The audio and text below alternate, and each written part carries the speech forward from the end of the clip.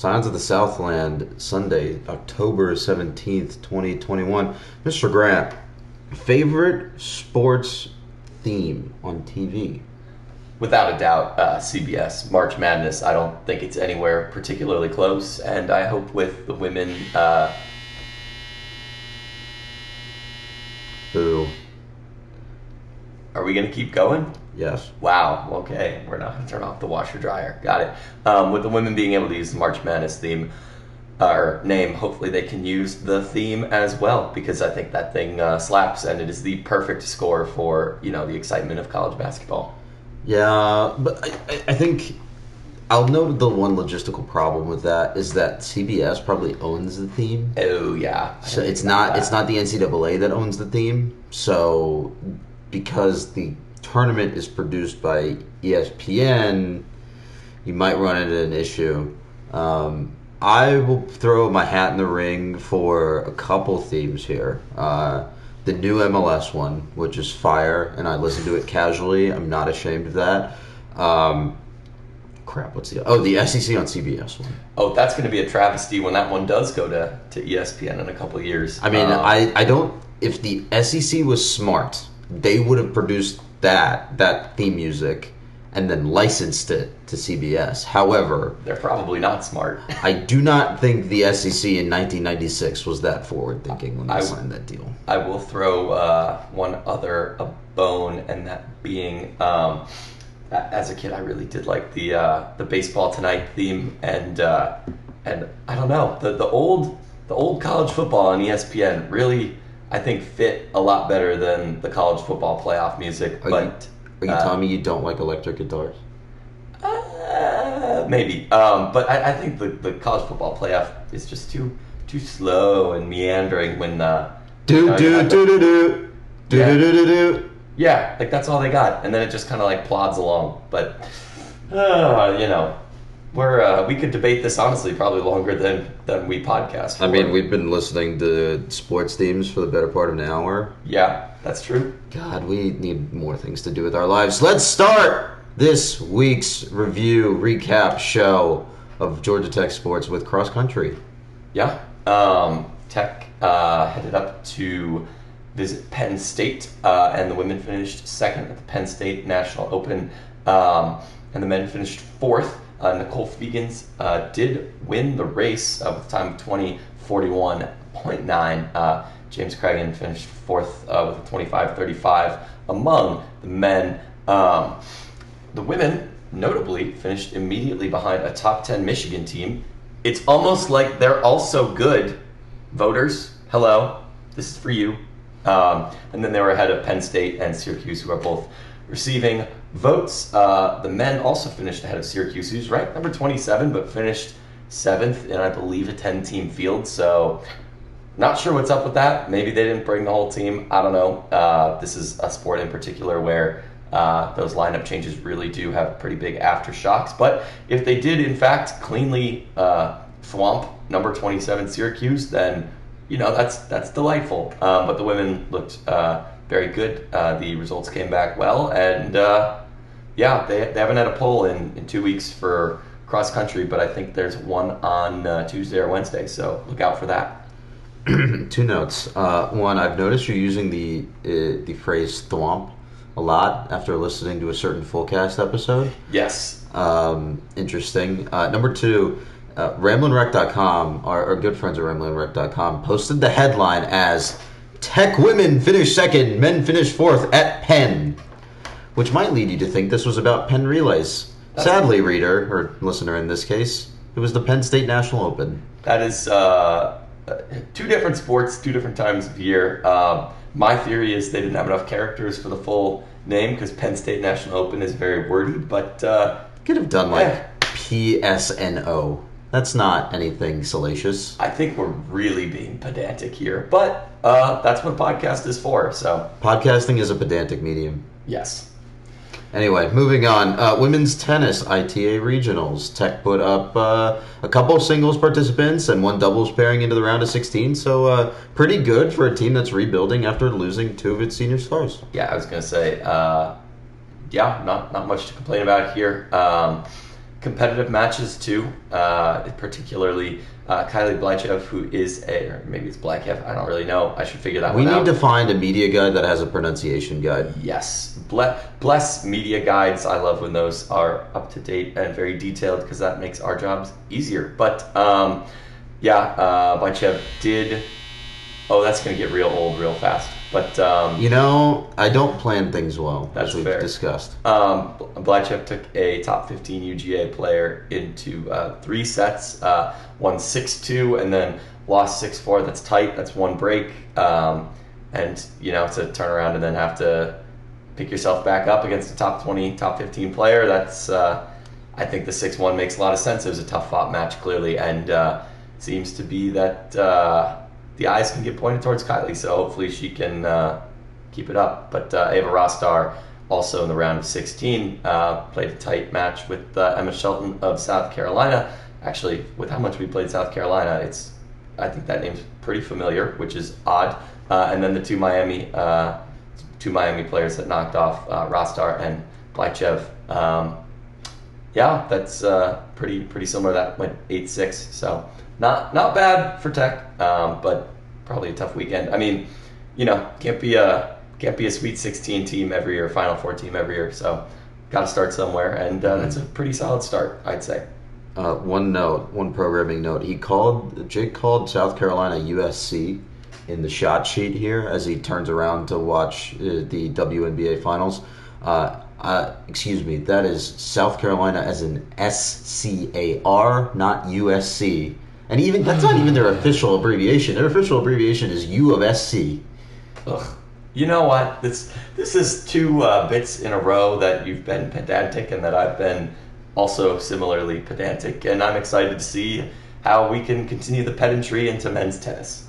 Men's tennis Commodore Invitational. All of Tech's doubles pairings won and advanced. Tell me how far they went, sir. That would be delightful if I actually remembered to type the results into the sheet. So Incredible. Tennis did go deep. That was kind of a highlight of last year, I would say. But Martin and McDaniel, as we talked about last week, are a top 10 doubles team.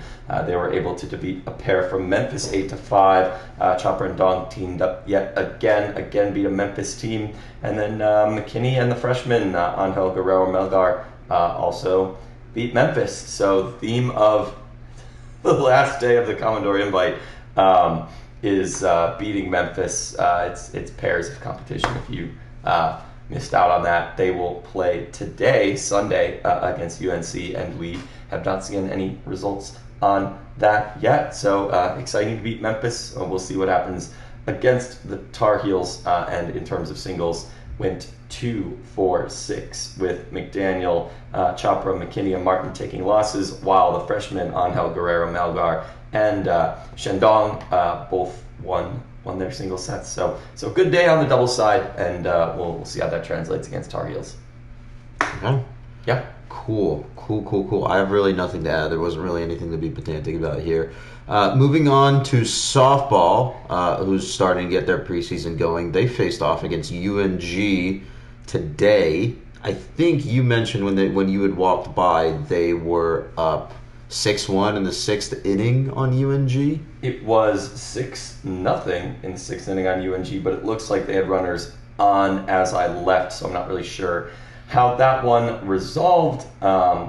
Scroll. They haven't posted anything since this morning, so Woof. Not too much to keep in tune with there. Very interesting softball, kind of at the early edge of their fall exhibition slate, while other ACC teams a little bit further north, I'm assuming weather is a motivating factor here, are already done with theirs. So we won't see Louisville, but Georgia Tech will have a couple more games if you want to see them. Newborn Field, low key, was packed today. Maybe that's like a parents recruiting weekend. UNG being close and their parents taking advantage of them playing Tech. Who knows on that? But definitely was good to see that full. So Absolutely. I mean, after a season in which they were at half attendance at best. Enforced half attendance. I mean, it's good to see that place back up and running again.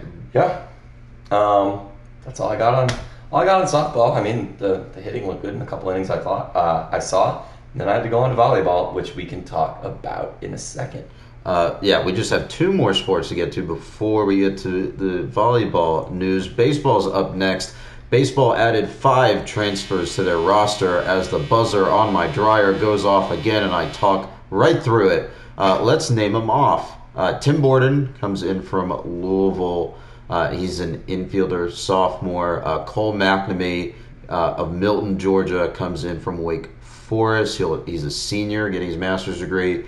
Brandon Prince, another infielder from Carrollton, Georgia, coming in from Georgia Highlands College. Jack Rubenstein is a senior catcher from Pace Academy, coming in from Emory. Brandon Prince, I didn't mention, is an infielder. And Chandler Simpson, sophomore infielder is from East Point, Georgia, in St. Pius X, and is coming in from UAB. I think the guy that we want to focus on in this set is really Mr. Simpson here that I named off last. Mr. Simpson, Chandler Homer Simpson, as we might like to call him if he starts hitting homers, but he's mainly known for his base stealing. Yeah, he was all over the bases yesterday too. I am pulling up the box score so I get it right, but he was in the game. He started. He was in the game. Incredible analysis. No kidding. He was in the game. No kidding. I'm pretty sure he stole 2 bases, but I'm still scrolling in box score. Yeah, he did steal 2 bases, and considering we stole like 6 all of last year, it's good to have some chaos on the base pads, and plugging up the middle for Tech. I know as he was a freshman star in Conference USA, it will be good if he's getting on base a lot. He did bat in the 1, 2, 3, 4, 5, 6, 7, 8, 9 hole. They may have. They didn't DH him. Did they bat 10? They had a DH. Chandler Simpson's at short, right field, second base, another DH. Fall ball is so broken. Two DHs. Yeah, no, we had a couple innings that got cut off with only 1 out on the board and things like that. So situational hitting, except the completely simulated situations. Yeah, so don't write too much into the fact that we only won by 4. They played 14 innings. I swear it was 14, but the box score only goes up to 12, and I was definitely there past the end of the 12. It says predetermined 12 innings, so man. I think Georgia Tech has gaslit you here. Maybe I did get gaslit. Maybe the number of outs going weird. I almost got my head taken off by a foul ball. It was wild, but gorgeous day for baseball. One of the windier days I've seen on the flats. Yesterday was weird. It was even driving on the highway, you felt like you were getting blown over. Definitely things to note. Pitching, Marquise Grissom threw 2 scoreless frames to start. He gave up 2 hits, 1 walk. Zach Maxwell, no hits, 6 strikeouts in 2 innings pitched with 2 walks. Is he back to being the big hunk of sugar? Well, apparently, my sources say he had quite good command and was still hitting 100. So, 27 strikeout game. Let's go, Zach. The perfect, the softball style perfect game. Let's see. Huff. He gave up 3 in 2 innings of work. Cole, not Cole. I always say Cole sometimes with Court Rodig. But Court came in, pitched 2 hitless innings with 2 strikeouts. Great to see. I'm not just going to keep reading off the pitching box. He really wants to, though. But yeah, those were your 4 pitchers who took the brunt of the load. It is worth noting also with the plate that home runs. Jenkins, 2 home runs. So power battery still there. That chunk of the lineup. That's Parada, Jenkins, Compton, Reed. Whew, that's terrifying. I'm gonna get spoiled on that. But Colin Hall, the Kenny Pickett of ACC baseball. He started in center. So that's about what I got. I respect Colin Hall, but how does that dude not run out of eligibility yet? I thought he got to Tech before I did, and I just spent 5 years there. So I think he did. I'm gonna have to look that up at some point. One more note on baseball. I cannot believe I'm saying this, but there's a guy whose name sounds very conspicuously like Adam Vinatieri, but adjusted a little bit on this roster. Aiden with two E's. That's a new one. Aiden Vinatieri. Yeah. That's all I got. I don't have any like actual analysis as the buzzer goes off again, but like it's funny. He pitched a scoreless frame. Not bad. One strikeout. Faced 3 batters. Pitched 7 pitches. That's pretty efficient. Good job, Aiden. He's gonna be clutch, just like his namesake, apparently, or his faux namesake. I don't know. Doppelganger. I've spent too long on this joke. We were really killing that. It is worth stating that Tech's next preseason game. I'm getting that before you. They're hosting UAB, the former home of Chandler Simpson, on the 23rd. So that's this coming Saturday. Is that a sorry for stealing your all-star middle infielder? Please come to a fall ball game at our park kind of vibe. Sure, but I don't know if fall ball games are bye games. I don't think they're bye games, but I just thought it's funny. Also, the uniform matchup on Saturday was outstanding. This is an interesting. I mean, at least they're like spicing it up a little bit. So, podcasting, visual medium. This Tech went what looks to be white, navy white, going from helmet down to the pants, and who they played, Troy, went red, gray, maroon, gray. It looks like Tech red. was navy hats, so did change up between the helmets and the hats, but they look fantastic. The stadium looks awesome. If you did not get a chance to see a game last year, which many people did not, which is a shame because they did win the Coastal.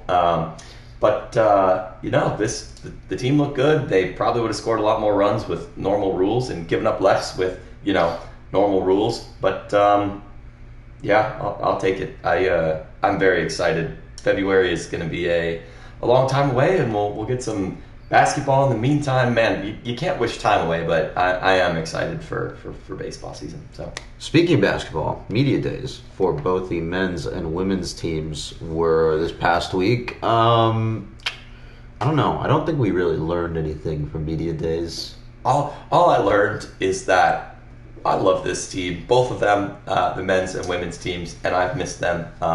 It's great to hear DeVoe and Usher talking about expectations and wanting to win another ACC title, which, I would like that too. I too would like that, yes. However. I don't think we can really say much about the not-so-secret scrimmage against Alabama, who was a, top 10 team, and given that it looks like DeVoe only played 13 minutes, so I'm not writing anything into that really either. Just, get out there, play some ball.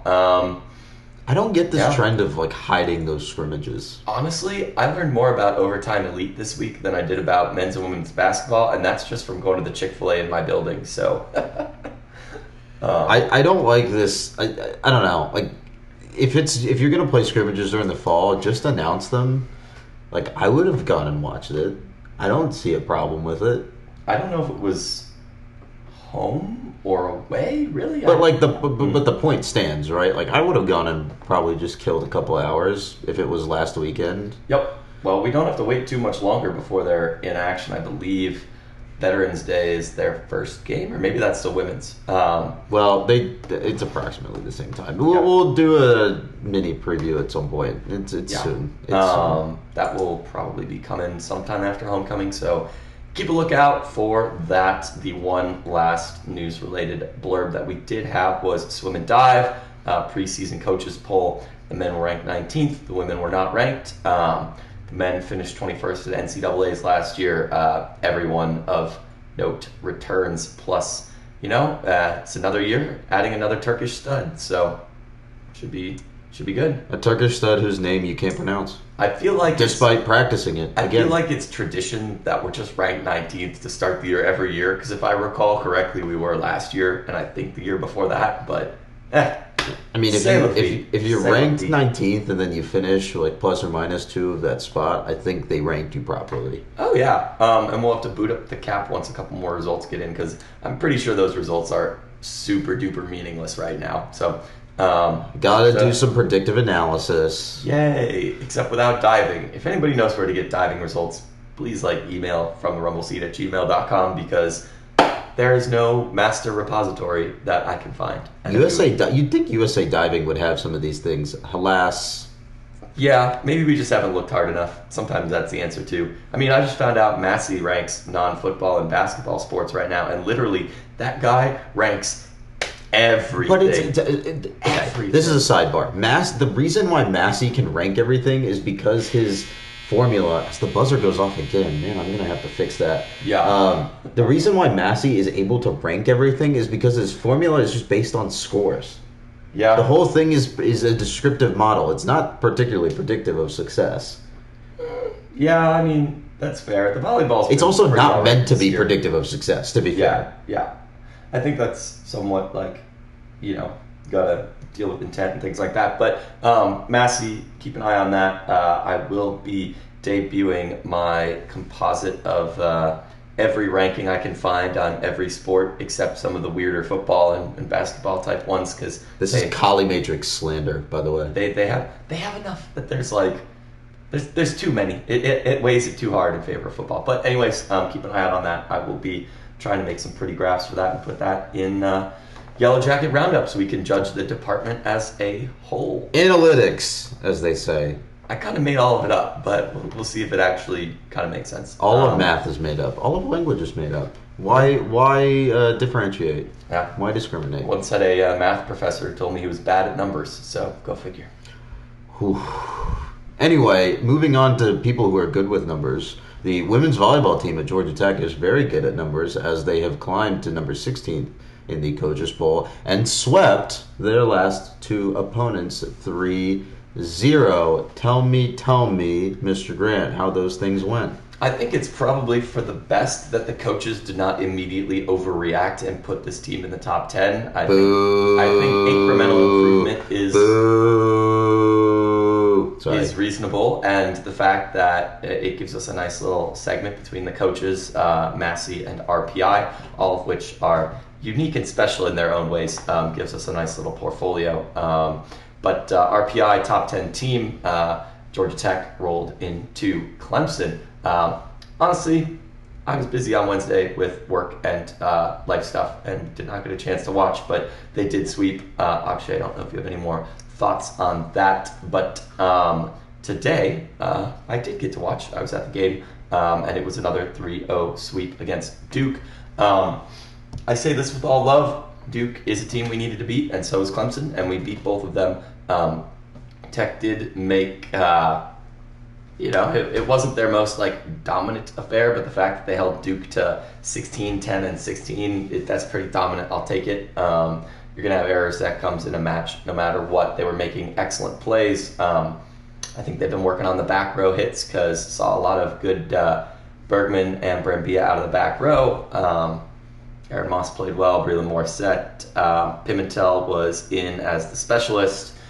I guess McKissick played the entire game in the middle. And yeah, really it was a lot of the usual stuff from the same suspects. I wish I had more to say, but they played a pretty tight ship. They made plays when they needed to. Never really let Duke get more than a couple points ahead. And when they did and settled into a set, Tech was able to put a nice amount of cushion between them and the Blue Devils and make it quick work. Honestly, I think I was out of there in an hour and a half. So, wow, it's like a triple option game all over again. Yeah, well, it was decisive and effective and efficient, and and it was packed. I think that's the fourth straight sellout for O'Keefe, which these days it seats 1,200 people, and that means almost 5,000 screaming fans have gotten to see Georgia Tech play volleyball in the last 3 or so weeks. So that's excellent, and we here at this here podcast love to see it. So, and we're still working on the volleyball analytics. Still working, I say. But I don't know. It's been a really good shift, but for me, and I don't want to sort of rain on the parade, but the Notre Dame loss still sort of sticks in my craw. Right? Considering where that Notre Dame team was, and I know record isn't everything, it's not necessarily predictive, yada, yada, yada, especially considering that Notre Dame team was started out ranked in the top, or was started out as a preseason number 4 in the ACC. it still sticks in my craw as a missed opportunity. Even if you were going to drop that game versus Louisville, being able to adjust to a team that you were on effectively equal or better talent footing than, and take that game back would have been good to see. I'm not going to complain about the other results, but it's certainly a data point in my head that when you're faced up against teams of equal or better competition, you need to be able to seal those games. They did it versus Pitt, so I'm not going to complain at the end of the day, but it's something to consider at least. I will add that since the Georgia Tech team took a 2-0 lead on Notre Dame, Notre Dame had won 12 straight sets, climbed into the top 50 in the Massey rankings before losing at Wake Forest this week, which is not a great loss to take. But does it have the composite score on there, like the line score, or like what each set score? Oh, of the Wake Forest Notre Dame game, I don't think it has it on Massey. Because that they got swept by Wake Forest. That's what we're opining about here. That is ugly. But the fact is, Notre Dame is now 7-10, spitting different. 8-10. Sorry, 7-10. No, 7-10. 8-10. They won today. Yeah, they won today. Okay. Yeah. Well, 8-10. That's making up quite a lot of ground in the last couple of days. So I'm not gonna. Every team loses a game or two that you're like, what? Like, you can't really expect to roll through a volleyball season undefeated or unchallenged or have no adversity whatsoever. And, that if we got to take our lumps there, then we got to take our lumps there. I hate Notre Dame as much as the next guy, but from what they've done since then, it's been, obviously you'd love to win against Louisville, but you lose a set 36-34 to go down 2-0, and that's tough. And maybe if that goes a different way, the outcome's different. But since then, taking care of business against UVA, Clemson, and Duke, and knocking off top 2 Pittsburgh team in their own building, like there's absolutely no qualms I think you could draw with their performance over the last 2 weeks. I don't want to say it's a qualm. I want to say it's a point to consider. That's fair. How about that? That's fair. And Tech, we'll see how this translates in the poll and in the the RPI and stuff like that. It'll be interesting at the very least because just playing Duke and Clemson adds interesting teams to the RPI pool. I'm not going to get too deep in how that formula works. If you don't already know, it's a combination of your win percentage, your opponent's win percentage, and your opponent's win percentage. So that's a bit of voodoo, and it'll be interesting to see how, despite beating Duke and Clemson, that will factor into that ranking. But we got what we needed to out of this past week, and I guess on to Q's. That's a top 50 team, and on to BC, who are not, and that's this coming weekend. They'll be back at homecoming weekend. So lot going on the flats come Halloween time. Mm-hmm. Just to round out the schedule description that you gave, that Q's game is on the 22nd. That's at 7 p.m. on ACC Network Extra. The BC game is on the 24th at 1 p.m. That's also on ACC Network Extra. I think the 22nd is a Friday, and the 24th is a Sunday. So, it's the usual Friday-Sunday double header. Yeah. So. And it'll be Friday-Sunday if you're in town for homecoming too. If you do not have season tickets and you want to see them while you're in town for homecoming, buy them now because they've sold out their last 4 games. So. $65 dues. $65 for a volleyball ticket? Yeah, we talked about this. You own one. Oh, that's a season ticket, my guy. It's $6 for a game. Yeah, I was naming the $65 season ticket. Oh, okay. I thought you were talking about single games. I was like, shoot, I did not know there was that much market for volleyball tickets. No. Oh, man. We're not Nebraska. I don't know if you can even buy volleyball tickets on Ticketmaster, but I'm kind of interested in trying. But, however, I do know something else people will be buying tickets to. What's that? A certain football game in Charlottesville, Virginia. Georgia Tech will be heading to Charlottesville, a place where they have some historic trouble on next Saturday, the 23rd of October at 7:30 p.m. on ACC Network.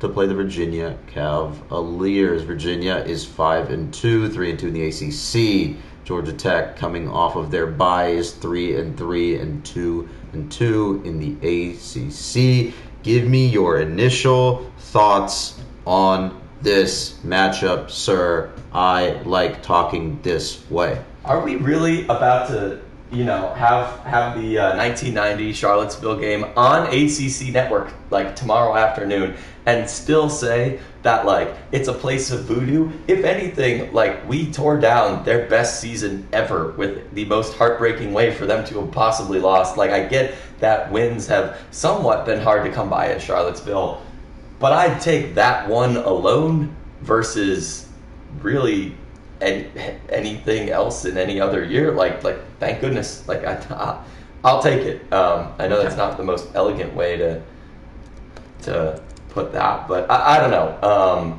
Charlottesville does not terrify me that way that it does for a certain segment of our fans, but I think I realize that they've also never won there since I became a Tech fan, so go figure. Okay, well, UVA. I'm pulling up the Winsipedia because I want to call you on your crap here, or your I don't know how do you say your nonsense? Yes, nonsense about it not being voodoo. Let's see. When is Tech last won in Charlottesville? In 2013. That's not that long ago. Like I get it, but that was the last time we had won in Durham. Like, they lost by 6 in 15. They lost by 4 in 17. Yeah, I almost and fell they out lost by 5 in 19. Let's go. I almost fell out of the back window of Rockies because I was sitting on the ledge on that last drive in 2017. They lost by. I think it's voodoo because they keep losing close. So that 2019 game was. Is this the first proof of concept of the Jeff Collins era? Lol. Yeah. 2011 was a 3-point loss. 2007 was a 5-point loss. 2005, 10-point. 03, 12-point. Okay, now I think we're getting out of the scope of the conversation, but I think there is some merit to the voodoo. Yeah, personally. And the series is almost tied. Here, it's 22-1 and 20, but which is a lot closer than I would expect. But I guess we've only really been playing them regularly the last 40 years. But and there's a lot of orange since 1985. Yeah, I think we spotted ourselves like a 6 win lead in the series. That is what they say. Oof, all at home too, man. Yeah, they. The first couple of years, I mean, this is pre-ACC. This is 65, 66, and then 74, 76. So those are both organized home and home. Or no, those aren't even home and homes. Those are just 2-0. Visits and visits. I mean, that's it. It happened in the Independence years, and it happened in the Heisman years, where we were just kind of like, all right, you're coming to Atlanta if you want to play us. I mean, there's not much to do in Charlottesville. And then in 84, they start, I think that's the ACC. Yeah. They start playing, they start with a tie in Charlottesville and then go from there. Because that late 70s, like 79 to 82, 83 was when we were clearing the old contracts off the schedule. So, But yeah. Yeah, let's talk about the actual game that's on next Saturday instead of history. I don't know why we went on that tangent. Do you expect any different from us? I don't. But. No, but we're not talking about, I guess, the history of both programs at this point, beyond the results. Anyway, UVA, FPI ranked 30th, SP ranked 31st, Tech, FPI ranked 50, SP ranked 51. I don't know why those only have a delta of 1. It's very weird and very coincidental. I kind of think I copied them wrong, but who knows? I don't know. I haven't checked them yet. But UVA, I feel like they're kind of a deceptive 5-2, but that is just me. But they did shellac Duke yesterday, so it's concerning. Yeah, but then again, the UNC UVA score. I don't know. I don't think you can transitive football your way into one thought or another on this. So I think we need to expand on that a little bit. So with the UNC UVA game, that was close at halftime. I think UVA was up by 6 at halftime. I don't have the box score pulled up. and then UNC boat raced UVA in the second half. Yep. And I think the problem there was UVA's defense is not really equipped to do anything in a shootout. And UVA just kept throwing the ball to try to catch up. And I mean, they've done, to their credit, I think they've done that pretty effectively in these games. I mean, Brennan Armstrong is, I think behind Kenny Pickett in terms of passing efficiency. And maybe in passing yardage in the ACC. But the fact remains that if you can put together a cohesive offensive performance, I don't think that UVA can defend it. Yeah, well, I mean, it's going to require us to put up a cohesive offensive performance, and I'm not that I'm skeptical, but you never really know. So this is the thing that I'm worried about, though, because you have a Georgia Tech team who almost lost to Duke, and I'd like, sure, things are black and white after the result has been decided, right? A win is a win, whatever, right? But the fact remains that you beat Duke by 4? Yep. UVA beat Duke by 48. So, again, you can't transitive property your way. UNC and then UNC beat UVA. It's a circle of suck. But my point is that sure, you can't transitive property your way into some of these things, and week by week their roster changes and such. But it's concerning when you allowed when a known porous defense like UVA's doesn't allow points to Duke, while your similarly or objectively better defense, ostensibly better defense, gave up 24 points to Duke, right? And we're not talking about a particularly good Duke team. No, we're not.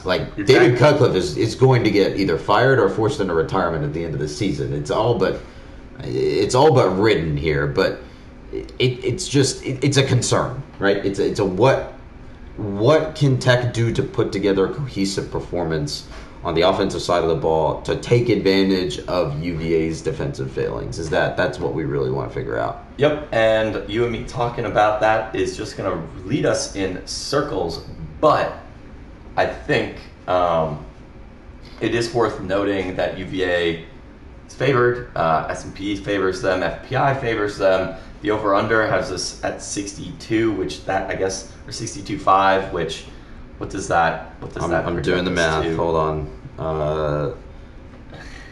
Let's find out. What is that? Plus 6.5? 6.5, yeah. 6.5? I mean, 37, 31? 38, 30, 38, I don't think 31. that's how that math works, but oh well. 38, 31 sounds reasonable. It sounds reasonable. Let's go with that. Let me subtract it. Kind of pointsy. All right, like a 30, 32. No, 30, 25. 30, 25. That 31, 25. 31, 25. Math is hard. Up to 56, which leaves us 6 short. Anyways, I graduated, I promise. Mid 30s points. So, that would mean that we would have to actually score that many points, and that's something that's been inconsistent. A challenge. But you look at a decidedly less consistent Tech defense and Tech offense really output a 33-28 game in 2019, and that added together is 61 and a 5-point spread. So it's really using that as kind of the carbon template of the expectation. And if you think that, that was a UVA team that went to the Orange Bowl. Correct me if I'm wrong. 2019 UVA. Yeah, that was the Clemson year. Yeah, it was the Clemson UVA ACC championship year. So that UVA team went to the Orange Bowl. Won the Commonwealth Cup, I think. Yeah, won the Commonwealth Cup. All that nice stuff, and Tech played them within 5. So and that was on the road too. So if that's your template, that was, I think, a very good UVA team. Brennan Armstrong maybe a better option at quarterback, but it's not like they lacked for talent there. This offense is talented, so I think they probably would score more than 33. My gut tells me. But I don't know if you put, you know, Jeff Sims or Jordan Yates driving down the field with Jahmyr Gibbs, that, you know, and it's a one-score game, that team makes me feel a lot more confident to pull out a win in the end, a la last week, than you know, the 2019 equivalent. So maybe this isn't so far off, and maybe we're talking nice about it next week. I don't know. A win here, I'm not going to say guarantees us a bowl or anything like that, but 4-3 feels better than 3-4, and with what we have left on our schedule, I would very much like to be looking at that. So I mean, getting a fourth win is further than Jeff Collins has come in his other 2 seasons. Yes, it would be the first time we've hit 4 wins. And we'd have a winning record for the first time since, FSU last year? Yeah. Yeah, lots of things. The point that I want to kind of drive home here is against the UVA offense that really likes to throw the ball, like, to a detriment. I mean, Brennan Armstrong's throwing like 50, 60 passes a game, if I remember correctly. Maybe he'll be tired. But you're looking at, you need to have a solid secondary, right? You need to have good improvement in the secondary coming out of the bye week. And not only that, you need to be able to generate pressure. You know that you are coming up against a offense that is going to have a lot of dropbacks. How do you consistently generate pressure with 3 or 4-man fronts? Because you know to defend against those dropbacks, you have to drop 7 or 8 into coverage. Like those are some of the tweaks that I think need to be focused on here. I wish I knew more about UVA's offensive line, because I think that would give my gut a little bit more indication on a la Pitt versus a la UNC. But I mean, I think that's kind of like the high bar and low bar for what those could be in terms of having that effectiveness on the rush. But are you talking about error bars now? Yes. So many analytics. Nerds. Why do we talk so much about numbers? But marriage of number and words, as we've always said. I think the top that you could probably expect is UNC. You know, you force a lot of fumbles, you get a lot of pressure in that backfield. But again, shame on me. Like I wish I knew more about what that specific unit on UVA's offense looked like, and if we can be creating pressure, I think Tech, you know, puts themselves in a good place to succeed. But yeah, and then again, you have it on our notes. The secondary is a part of that as well, and making sure that we're not getting gashed. And yeah, they like to throw. We need to make sure that they are not able to do that. Incredible analysis, repeating stuff straight off the shot sheet while you try to watch the WNBA. There are 42 seconds left, and we're up by 3, and we have 2 more free throws. Okay. Let's finish up. Anything else on the UVA game, or anything that we've discussed, or anything that we need to promo? UVA is definitely unique in terms of a destination of places I've been. Take that as you will. I don't mean that in a positive or negative way. It was just a very interesting road trip. Probably more exciting than Durham this time of year. Probably gorgeous. I remember the trees were, you know, changing, and the weather was nice, and all that delightful stuff. Are you saying that it was autumn? Yes, it was autumn in Charlottesville, Virginia. Delightful. Let's see. I'm saying too many times. I'm trying to get better at that. Before we move on, close everything out, it is worth noting that if you like quality shirts, Home Field Apparel is dropping a line of those at 10 a.m. on the 18th. So probably if you're listening to this Monday afternoon, they're already out. So go take a look at that. I mean, this should drop at 7 a.m. This podcast? It usually drops at 7 a.m. At the very least, you'll only have 2 hours to wait. 3 hours to wait. 3 hours. Man, math. Numbers are hard. Says the engineering major. At least I have a plausible deniability. My degree was in computer science. I don't know. There's I'm feeling a wardrobe refresh in general, just as I became a working professional independent of tech, and you know, it's always good to buy from good places. I don't know. This is really rambly and weird, but yeah, excited about that. We have volleyball coming up. Swimming's at home on the 23rd against FSU. great little rivalry that our program has with theirs. So that should be fun, but I'm pretty sure that's the main thing that's actually on the flats before homecoming, in which case that'll start on Friday night with the mini 500 volleyball. The next day you have cake race, you have the rec parade, you have football, and then Sunday for volleyball a part due. I believe the North Carolina teams are coming in for that. Pod play. Yep. Pod play. Give me more pods. I mean, if we want to do that in football yesterday, that'd be delightful. Have they considered adding Notre Dame to the conference? Now we're just rambling. Now we're just going off of bits. Anything else? For your off-season content, if nothing else, follow us, FTRS blog, on Twitter. Drop the email a little bit earlier, but that's from the rumble seat at gmail.com. And there's 10 seconds left in the WNBA finals, so I'm going to go watch that. Yeah, we're out. We'll see y'all next week.